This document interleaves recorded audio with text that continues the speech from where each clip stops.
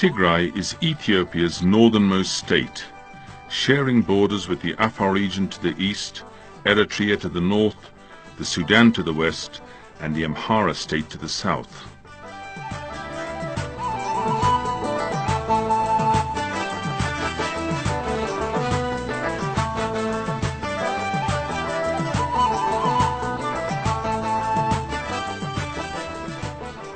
For many Ethiopians, the name Tigray evinces a dazzling history that goes as far back as the time of King Solomon and Queen Sheba. For others, it is a place of the devout and religious. Yet for many others, it evokes memories of the unmatched bravery and sacrifice paid to defend the country's freedom and independence. Truly, Tigray is the alpha and omega of Ethiopia's ancient and remarkable history, as evidenced today by its unique pre-Christian obelisks, countless stone inscriptions, dozens of rock-hewn churches, monasteries, underground palaces and imperial tombs. Tigray was once the country's architectural workshop. It has always been the purveyor of religious scholarship.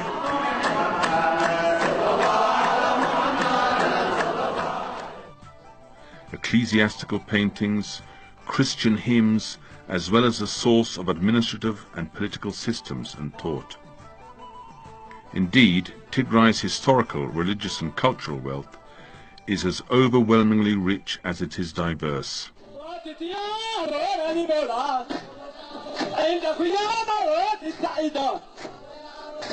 In addition to the Tigrinya-speaking Ethiopians, Tigray is also home to two minority Ethiopian nationalities, namely Irob and Kunama, who live in the northeastern and northwestern parts of the region respectively.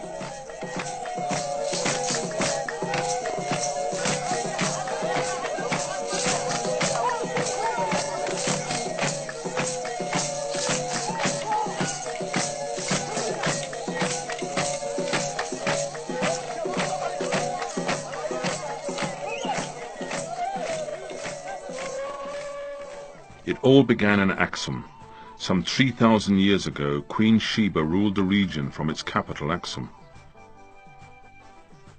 This ruined palace, locally known as Dengur, was the very site of her imperial residence. I was very surprised to see the palace here and to hear about the history. I read something in Germany about the history. It's a great impression to see that the culture was very, very high in this area of Africa long years ago now, centuries ago. I was very surprised. One can also see the Queen's Bath, Mai Shum, at the northeastern tip of the city. Aksum is a city whose numerous mysteries remain largely undeciphered.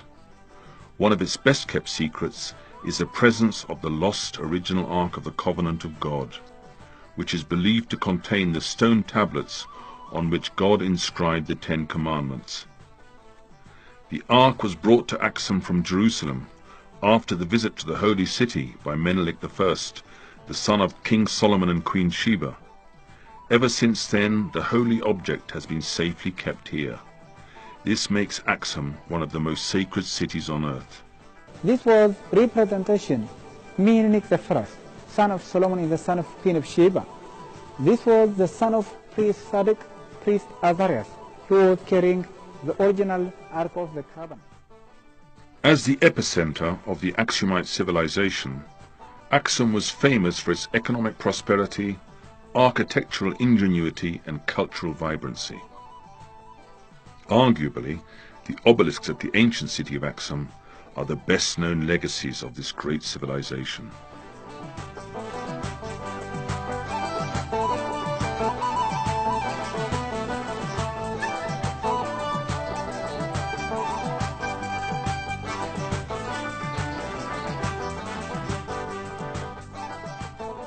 Beneath these obelisks are found royal tombs and what is certain is that these obelisks have no comparison anywhere in the world, being the largest single stones erected anywhere.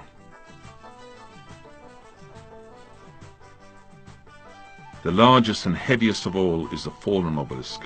Decorated on all of its four sides, this 13-story obelisk is 33 meters high and 4 meters wide.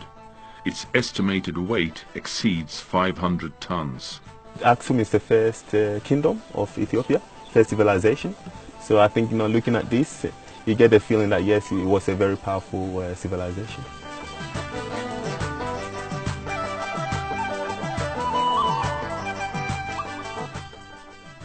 With 11 stories, the second largest obelisk is 26 meters high. It is decorated on four sides too. Looted by fascist Italy in 1937, it was taken to Rome in 3 pieces.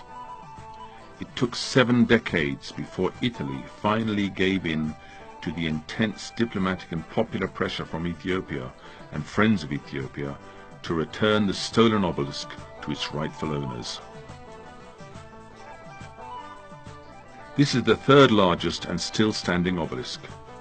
This 10-story obelisk has remained in the same place and position ever since its erection, though its apparent tilting has caused a lot of concern among Ethiopians in recent years. These unique and magnificent obelisks represent Aksum's technological superiority. Even today, no one knows how these massive monolithic edifices were quarried, transported or erected. I'm surprised that I didn't know more about this place before I came here, really, because it has some incredible sights. It's very different. It's like nothing I've ever really seen before. So to me, it's very interesting, and the amount of archaeological information, particularly in the museum, is very interesting as well. It seems that it's a very early period of time. Ethiopia's Christian capital. Built in the 4th century AD, the original church of St. Mary of Zion at Aksum was the first church in sub-Saharan Africa and perhaps one of the earliest and most revered churches in the world. The most recent church was built in 1965 by Emperor Haile Selassie and was inaugurated in the presence of Queen Elizabeth II of England. The city of Aksum serves as a base for visiting a number of historical and religious sites, including those in and around Yeha and Adwa.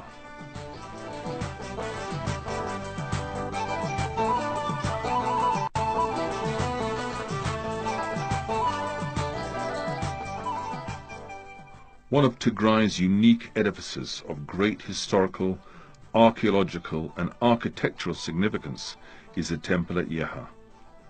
About 60 kilometers east of Aksum, the temple at Yeha is thought to have been built in the 8th century before the birth of Christ. Standing for more than 2.5 millennia, it is the oldest building in sub-Saharan Africa. It is a magnificent structure, remarkable for, among other things, its structural strength, geometrical perfection and architectural beauty. Yeha was the center of the Da'amat kingdom that existed before Aksum. After the advent of Christianity, Abuna Atsi, one of the